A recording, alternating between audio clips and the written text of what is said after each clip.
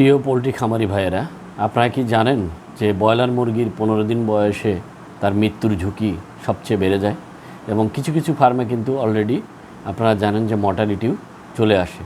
তো চলুন আমরা জেনে নেই যে এই 15 দিন বয়সে কেন মুরগির মৃত্যু ঝুঁকি, ব্রয়লার মুরগির মৃত্যু ঝুঁকিটা সবচেয়ে বেশি।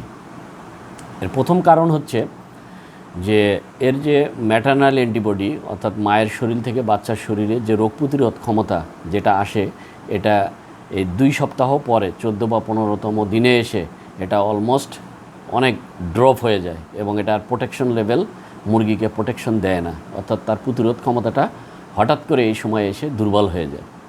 এটি একটি কারণ।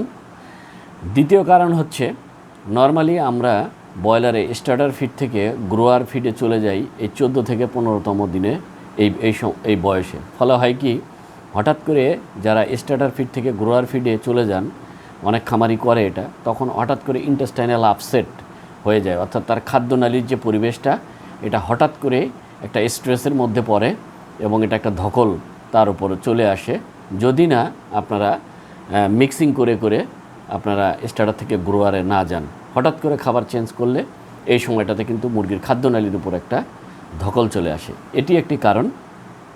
তৃতীয় কারণটি হচ্ছে নর্মালি আমরা গাম্বরো ভ্যাকসিন 12 থেকে 14তম বয়সে করি।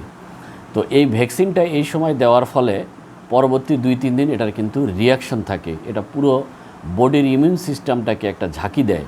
ফলে যেটা হয় যে এই ধরনের ভ্যাকসিনজনিত একটা স্ট্রেসও কিন্তু এই 14তম 15তম দিনে মুরগির শরীরে চলে আসে।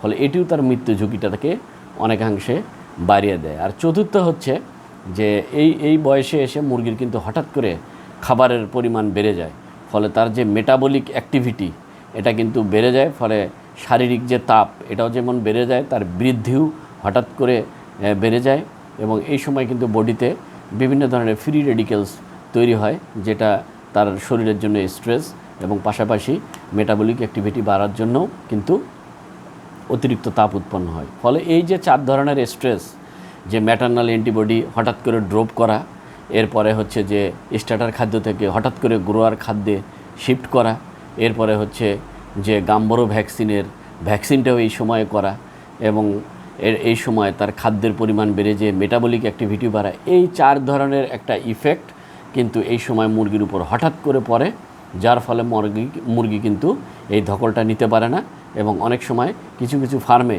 যদি মুরগি ফিটনেস ভালো না থাকে তাহলে কিন্তু মর্টালিটি শুরু হয়ে যায়। সুতরাং খামারি ভাইয়েরা অবশ্যই এই সময়টাতে আপনারা একজন ভেটেরিনারিয়ানের পরামর্শ নেবেন এবং এই সময়টা কিভাবে সুন্দরভাবে পার করা যায় সে ব্যাপারে আপনারা পরামর্শ নেবেন। ধন্যবাদ সবাইকে।